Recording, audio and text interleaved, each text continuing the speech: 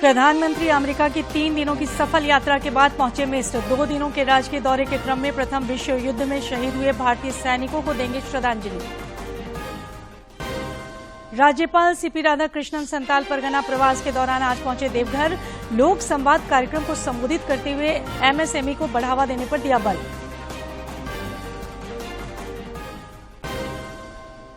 हटिया से पटना चलने वाली वंदे भारत एक्सप्रेस को 27 जून को भोपाल से हरी झंडी दिखाएंगे प्रधानमंत्री। तैयारियों को लेकर सभी संबंधित रेल मंडलों के बीच हुई उच्च स्तरीय बैठक। और पूरे राज्य में दक्षिण पश्चिम मानसून का हुआ विस्तार। अगले 2 दिनों तक मध्यम से भारी बारिश की संभावना, तेज हवा चलने और वज्रपात की भी चेतावनी।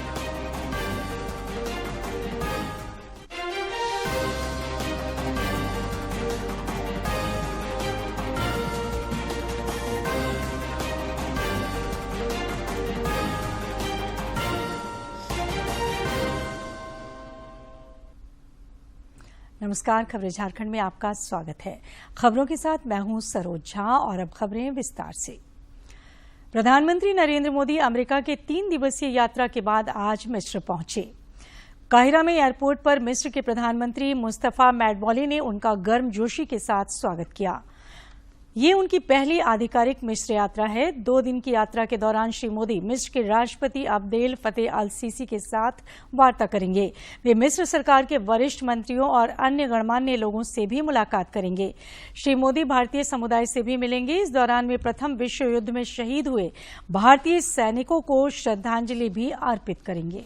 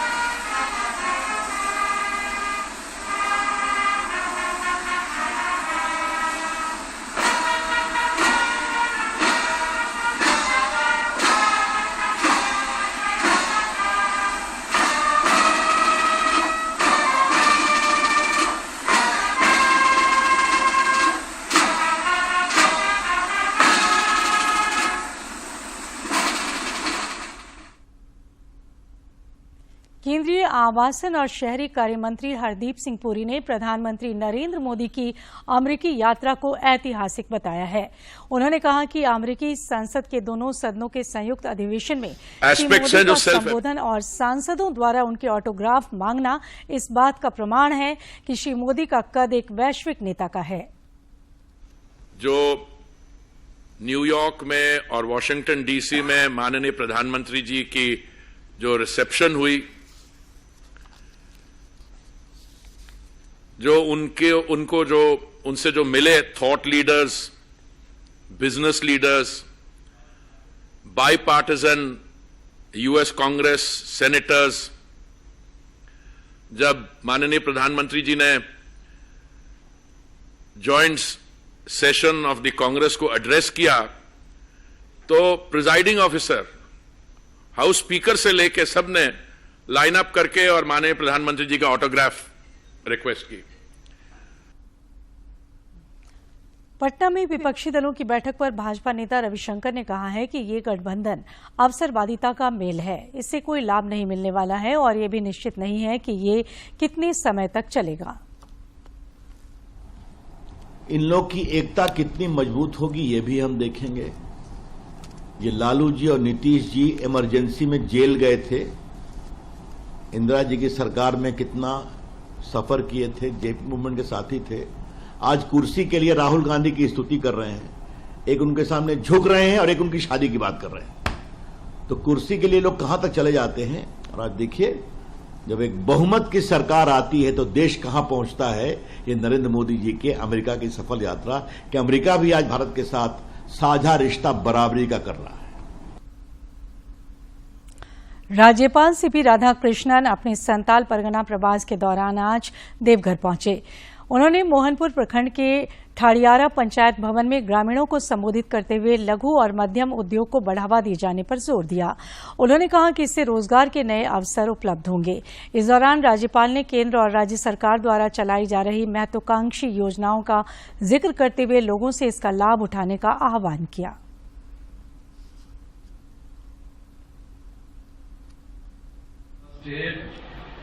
There is no recruitment of professors, assistant professors from 2008. Now I have requested the state government to introduce a separate public service commission for recruiting the college professors and assistant professors.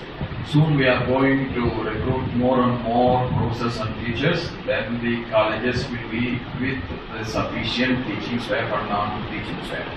Yes, sir. केंद्रीय विज्ञान और प्रौद्योगिकी मंत्री doctor Jitendra Singh ने आज नई दिल्ली में Covid booster vaccine जेमकोवैक ओएम की शुरुआत की। उन्होंने पत्रकारों को बताया कि भारत में विकसित ये पहली बूस्टर कोविड वैक्सीन है जो अत्यधिक संक्रामक ओमिक्रॉन वेरिएंट से लड़ने में सक्षम है। ये बूस्टर वैक्सीन उन लोगों को दी जाएगी जिन्हें पहले कोवैक्सीन या कोविशील्ड की 2 डोज दी जा चुकी है। More than a quarter of a century. In the last decade or so, we hardly gave any importance to the communicable disease. We were talking more of the disease which belong to Dr. Sarin's domain or of my own area of endocrinology, diabetes, because we thought we were now into those kind of metabolic disorders, and we have got over those times, the early decades when Dr. Paul would recall when tuberculosis and cholera were the main mortality factors in India. So we राज्य में आपकी योजना आपकी सरकार आपके द्वार कार्यक्रम फिर शुरू होगा। मुख्यमंत्री हेमंत सोरेन ने इसकी रूपरेखा तय करने के लिए 28 जून को प्रोजेक्ट भवन में बैठक बुलाई है। इस बैठक में जिलों के डीसी वीडियो कॉन्फ्रेंसिंग के जरिए ऑनलाइन और मुख्य सचिव, अपर मुख्य सचिव, प्रधान सचिव और सचिव स्तर के वरीय अधिकारी ऑफलाइन जुड़ेंगे। उल्लेखनीय है कि पिछले वर्ष भी राज्य सरकार ने इस योजना को चलाया था, जिसके तहत प्रखंड स्तर तक कार्यक्रम आयोजित कर लोगों की समस्याओं को ऑन स्पॉट दूर किया गया था। राज्य के शिक्षा मंत्री जगन्नाथ महतो की मृत्यु से खाली हुई डुमरी विधानसभा सीट पर उपचुनाव की तैयारी तेज कर दी गई है। इस सिलसिले में प्रशासनिक अधिकारियों के बीच बैठकों का दौर शुरू हो गया है। डुमरी विधानसभा उपचुनाव को लेकर प्रशासनिक सक्रियता तेज हो गई है। गिरिडीह के जिला निर्वाचन पदाधिकारी नमन प्रियेश लकड़ा ने स्वीप कोर कमेटी की बैठक कर चुनाव तैयारियों की समीक्षा की। आगामी वर्ष में लोकसभा चुनाव और विधानसभा चुनाव प्रस्तावित है और अभी डुमरी उपचुनाव भी कुछ महीनों में संपन्न होने वाला है। इसके लिए एसएसआर स्पेशल समिति रिवीजन विशेष पुनरीक्षण कार्यक्रम के तहत में विभिन्न गतिविधियां कराई जा रही हैं। जिला निर्वाचन पदाधिकारी ने बैठक के बाद बताया कि मतदाता सूची को दुरुस्त करने के साथ साथ मतदान केंद्रों के भौतिक सत्यापन का निर्देश दिया गया है। इसके साथ ही विभिन्न कोषांगों का भी गठन कर लिया गया है। आगामी डुमरी विधानसभा उपचुनाव की तैयारी हम लोगों ने शुरू कर दी है। 2 बैठकें हम लोगों ने जिला स्तर पे किया है और इसमें हमारे डुमरी विधानसभा क्षेत्र में जितने भी बूथ्स हैं उसमें 24 जिले स्तरीय पदाधिकारी और जो संबंधित बीएलओ और सुपरवाइजर हैं वो मतदान केंद्रों का भौतिक सत्यापन कर रहे हैं और इसके साथ ही वोटर्स का वेरिफिकेशन कर रहे हैं। डुमरी उपचुनाव की घोषणा अगले महीने होने की संभावना जताई जा रही है। संविधान के मुताबिक कोई भी विधानसभा सीट 6 महीने से अधिक समय तक खाली नहीं रखी जा सकती। इस लिहाज से 6 अक्टूबर से पहले यहां उपचुनाव कराना जरूरी है। गिरिडीह से रमेश प्रभाकर की रिपोर्ट। राज्यसभा सदस्य और भाजपा के प्रदेश अध्यक्ष दीपक प्रकाश ने आज रांची में संपर्क से समर्थन कार्यक्रम के तहत विशिष्ट जनों से मुलाकात की और उन्हें सम्मानित किया।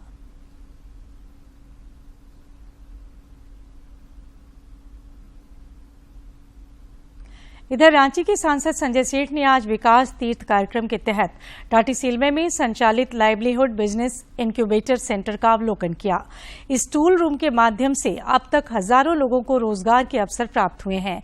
इस दौरान उन्होंने संपर्क से समर्थन कार्यक्रम के तहत जनजातीय लोक गायक शिवशंकर महली से मुलाकात की और उन्हें सम्मानित किया।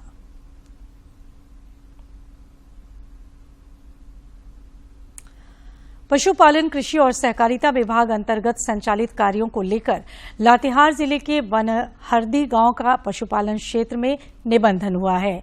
ये जिले का पहला गांव है जिसका चयन पशुपालन और दुग्ध उत्पादन को लेकर किया गया है। जिले के उपायुक्त भोर सिंह यादव इसका प्रमाण पत्र लेकर बनहरदी गांव पहुंचे। उन्होंने इस दौरान दुग्ध उत्पादन केंद्र का निरीक्षण किया और निबंधन समिति सदस्यों को प्रमाण पत्र प्रदान किए।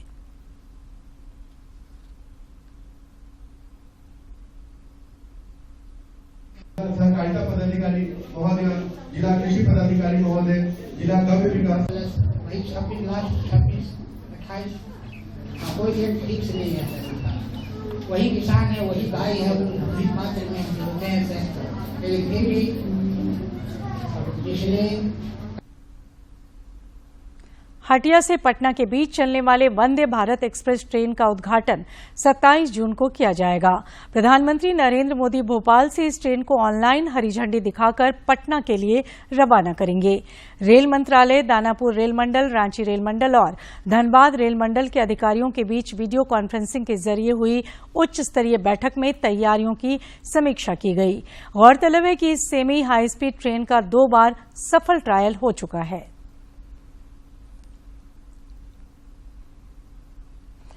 केंद्र सरकार ने गेहूं और चावल की कीमतों को नियंत्रित करने के लिए भारतीय खाद्य निगम को ई-नीलामी का निर्देश दिया है। एफसीआई के अध्यक्ष और प्रबंध निदेशक अशोक मीना ने कहा है कि उचित और औसत गुणवत्ता वाले गेहूं का आधार मूल्य 2,150 रुपए प्रति क्विंटल रखा गया है। वहीं चावल का आधार मूल्य 3,100 रुपए प्रति क्विंटल रखा गया है। गेहूं की जमाखोरी को नियंत्रित करने के लिए सरकार ने निर्णय लिया है कि नीलामी में भाग लेने के लिए गेहूं स्टॉक निगरानी प्रणाली के पोर्टल पर घोषणा करना अनिवार्य है। इस ई नीलामी में खरीदार अधिकतम 100 मीट्रिक टन तक के लिए बोली लगा सकते हैं। गेहूं की छोटी प्रसंस्करणकर्ताओं और व्यापारियों को समायोजित करने के लिए न्यूनतम मात्रा 10 मीट्रिक टन रखी गई है। लोहरदगा के उपायुक्त डॉक्टर वाघमारे प्रसाद कृष्ण की अध्यक्षता में आज प्रधानमंत्री 15 सूत्री कार्यक्रम के तहत बैठक आयोजित की गई। बैठक में किस्को प्रखंड की 3 योजनाओं के प्रस्ताव को सर्वसम्मति से पारित किया गया। बैठक में कोड़ो प्रखंड की ओर से भी 4 योजनाओं का प्रस्ताव लाया गया, जिसे स्वीकृति प्रदान कर दी गई। बोकारो जिले में केंद्रीय संस्कृति मंत्रालय के सांस्कृतिक स्रोत एवं प्रशिक्षण केंद्र की ओर से 1 दिवसीय डिजिटल डिस्ट्रिक्ट रिपोजिटरी कार्यशाला का आयोजन किया गया। कार्यशाला में बतौर मुख्य अतिथि जिला शिक्षा पदाधिकारी जगन्नाथ लोहरा और जिला शिक्षा अधीक्षक मोहम्मद नूर आलम खां शामिल हुए।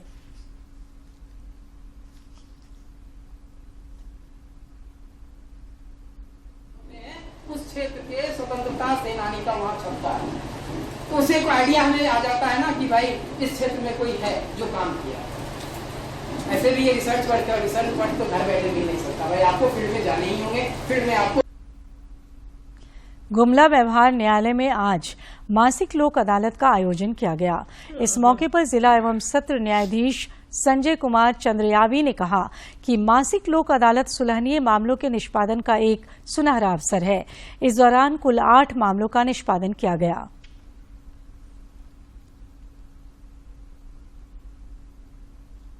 बोकारो के उपायुक्त कुलदीप चौधरी और उप विकास आयुक्त कृतिश्री जी ने आज चास प्रखंड अंचल कार्यालय के समीप अवस्थित कला सांस्कृतिक भवन का जायजा लिया। इस दौरान उपायुक्त ने संबंधित अधिकारियों को कई आवश्यक दिशा निर्देश दिए। उधर उप विकास आयुक्त ने आरसीटी भवन का भी जायजा लिया।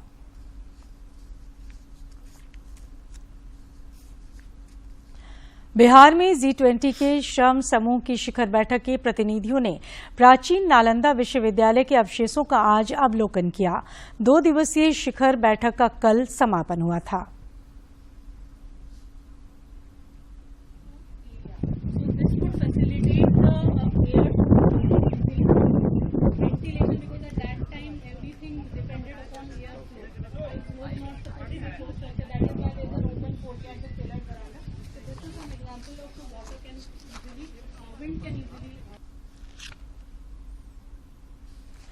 राजमिस्त्री जैसे पुरुषों के दबदबे वाले पेशे में महिलाएं न केवल आगे आ रही हैं बल्कि अपने काम का लोहा भी मनवा रही हैं। सुनने में भले ही आपको ये थोड़ा अजीब लगे, लेकिन सच्चाई यही है। देखिए झारखंड के रांची में राजमिस्त्री का काम बखूबी कर रही एक महिला की कहानी। जब निर्माण क्षेत्र में चिनाई के काम की बात आती है तो आमतौर पर पुरुषों का वर्चस्व रहा है, लेकिन रांची के इटकी गांव की मगधलीना तिर्की ने अपने काम की रफ्तार से सबको चौंका दिया है। मगधलीना तिर्की एक ऐसी महिला है जो न सिर्फ एक राजमिस्त्री है बल्कि एक ठेकेदार भी है और वो अब तक 50 से ज्यादा इमारतों का निर्माण करा चुकी हैं। सर, सेंटरिंग जितना राजमिस्त्री का काम होता है हम करते हैं। चाहे ईंट की जुड़ाई करनी हो, सीमेंट का प्लास्टर करना हो, छत ढलाई करनी हो या छड़ की सेंटरिंग करनी हो, हर काम में मगधलीना तिर्की ने अपनी दक्षता से सभी को आश्चर्यचकित भी किया है। पूरा घर का मतलब पूरा फाइनल जितना हो 2 तला 3 तला पूरा कर लेते हैं और मेरा अंदर में रहता है लोग, मतलब 4-5 गो लड़का लोग रहता है। मगधलीना तिर्की कई लोगों को अपने साथ रखकर प्रशिक्षण भी देती हैं। उनके साथ काम करने वाले पुरुष राजमिस्त्री उनके कामों की प्रशंसा करते नहीं थकते। हर काम में परफेक्ट है ये। हाँ, हर काम जोड़ाई बोलो, सेंटरिंग बोलो, सब कुछ ओके है। डिजाइन है, राजमिस्त्री है, जोड़ाई उड़ाई सब और प्लास्टर भी करती है और सेंटरिंग वेंटरिंग सब जानती है, सब कुछ जानती है और हम लोग इसके साथ में काम कर चुके हैं। झारखंड की मगधलीना तिर्की महिला सशक्तिकरण की एक बेजोड़ नमूना है। उन्होंने साबित कर दिया है कि आज महिला किसी से भी कम नहीं है। दूरदर्शन समाचार के लिए रांची से प्रताप की रिपोर्ट। खादी ग्रामोद्योग आयोग के द्वारा कुंभकार सशक्तिकरण योजना का संचालन किया जा रहा है। इसके तहत हटिया विधानसभा के चिपरा नगरी में रांची के सांसद संजय सेठ ने कुंभकारों के बीच विद्युत चालित चालक का वितरण किया। इस कार्यक्रम में हटिया विधायक नवीन जायसवाल भी मौजूद थे। और अब कुछ खबर राज्य के विभिन्न जिलों से।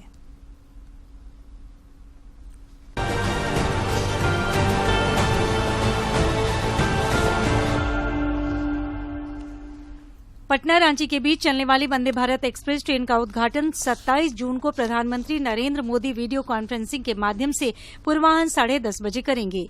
ये ट्रेन पटना से हटिया तक चलेगी। इस रूट पर 2 बार ट्रायल रन सफल रहा है।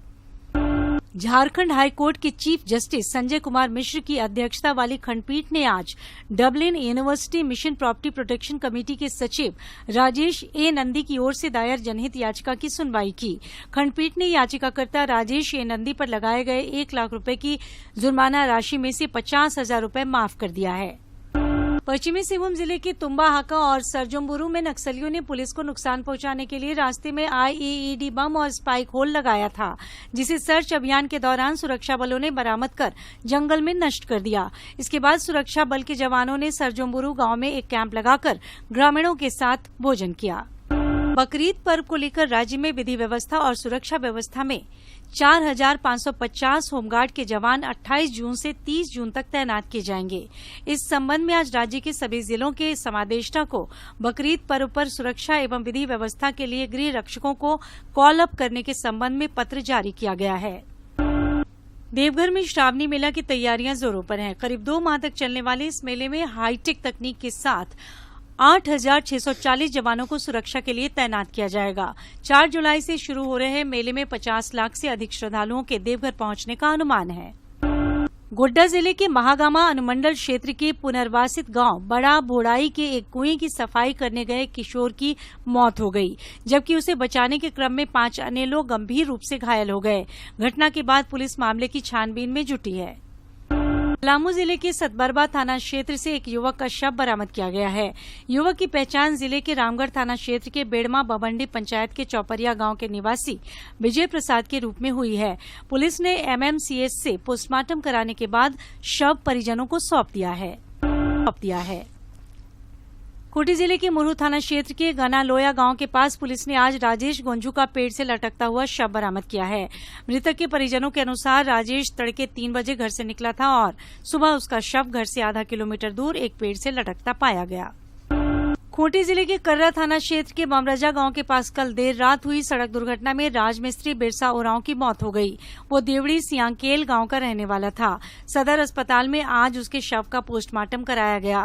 मृतक के परिजनों ने बताया कि बिरसा ओरांव कल गांव के ही एक मिस्त्री मनिका मुंडा के साथ काम समाप्त कर बाइक से अपने गांव लौट रहा था। इसी दौरान ये हादसा हुआ। रामगढ़ जिले में पुलिस जवान पंकज कुमार की कल देर रात गोली मारकर हत्या कर दी गई। बताया जाता है कि पुलिस जवान ड्यूटी कर अपने घर जा रहा था। उसी समय घात लगाए अपराधियों ने गोली मारकर उसकी हत्या कर दी। पंकज कुमार हजारीबाग जिला बल के उरी मारी ओपी में कांस्टेबल के पद पर पदस्थापित थे।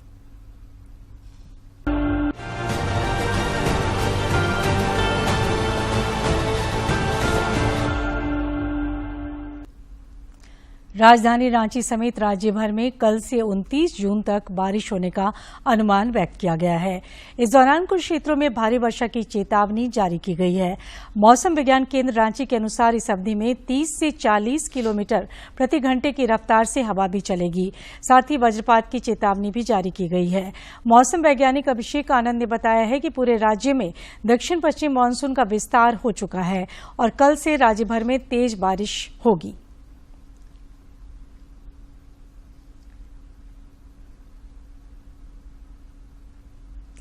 और अब एक नजर डालते हैं प्रमुख शहरों के आज के तापमान पर।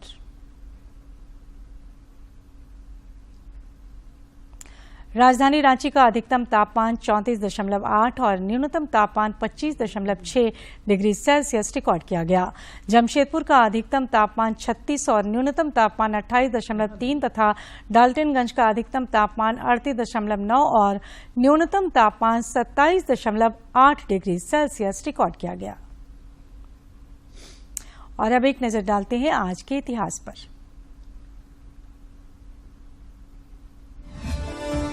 चौबीस जून साल 1869 को महान क्रांतिकारी दामोदर हरि चापेकर का जन्म महाराष्ट्र के पुणे में हुआ। दामोदर हरि चापेकर भारतीय इतिहास में प्रसिद्ध चापेकर बंधुओं में से एक थे। इनके 2 और भाई थे, बालकृष्ण चापेकर और वासुदेव चापेकर। इन तीनों भाइयों ने मातृभूमि को आजाद कराने के लिए अपना संपूर्ण जीवन समर्पित किया। ये तीनों भाई इतिहास में संयुक्त रूप से चापेकर बंधु नाम से जाने जाते हैं। हरि चापेकर ने अपने भाइयों के साथ मिलकर क्रांतिकारी गतिविधियों में भाग लिया। तीनों भाइयों को आजादी की लड़ाई में सक्रिय भूमिका निभाने के लिए ब्रिटिश हुकूमत ने फांसी की सजा दी।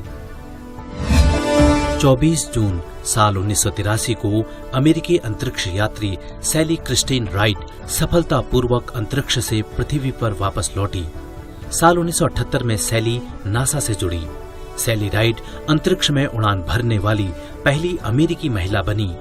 इस अंतरिक्ष यात्रा में राइट ने फ्लाइट इंजीनियर के तौर पर काम किया था। कोडरमा जिले में शादी के 7 फेरे लेने के बाद विदाई से पहले एक दुल्हन परीक्षा देने पहुंच गई। दूल्हा भी परीक्षा केंद्र के बाहर अपनी दुल्हन का इंतजार करता रहा। जाहिर है कि इम्तिहान के लिए दुल्हन का कमिटमेंट पूरे इलाके में चर्चा का विषय बना हुआ है। तलैया शहर के अड्डी बंगला की रहने वाली तुषारिका की शादी कल रात बिहार के रहने वाले शुभ्रांशु सोनल से हुई। जब विदाई की बारी आई तो बाबुल के घर से विदा होने से पहले तुषारिका अपने पति शुभ्रांशु के साथ पीजी सेमेस्टर 1 की परीक्षा देने कॉमर्स कॉलेज रवाना हुई। अपनी पढ़ाई के प्रति तुषारिका के जज्बे की चारों ओर सराहना हो रही है। शादी के बाद जो पढ़ाने के लिए उत्सुक करते रहते हैं, उसको प्रोत्साहित करते हैं, पढ़ाते हैं, वो धन्यवाद के पात्र हैं। दरअसल तुषारिका और शुभ्रांशु की शादी पहले ही तय हो चुकी थी।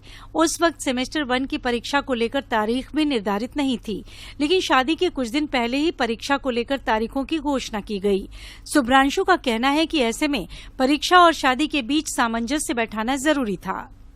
वैसे भी वो पढ़ने में पहले से ही बहुत तेज थी, उसको आगे पढ़ने का मन था, इसलिए हम लोग उसको सपोर्ट किए एग्जाम देने के लिए आगे, और वो जैसा पढ़ना चाहती है वैसा हम लोग सपोर्ट करेंगे।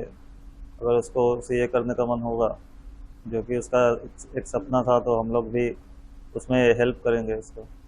इधर परीक्षा केंद्र से बाहर निकलने के बाद तुषारिका की खुशी देखते ही बन रही थी।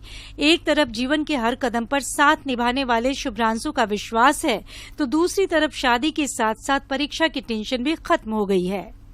उनका कहना है कि तुम जहाँ तक पढ़ना चाहती है पढ़ो, जो करना चाहती है करो। वो साथ में एग्जाम दिलाने आए थे, अभी दिलवा कर ले जाने आए हैं। शादी के 7 फेरे लेने के साथ ही जिस तरह से शुभ्रांशु तुषारिका को अपने घर ले जाने से पहले परीक्षा केंद्र तक ले गया और तुषारिका ने शादी के जोड़े में ही परीक्षा दी, वो एक मिसाल है। कोडरमा से गजेंद्र बिहारी सिन्हा की रिपोर्ट। और अब देखते हैं सेहत की बात में वर्टिगो की समस्या और समाधान के उपाय पर ये खास रिपोर्ट।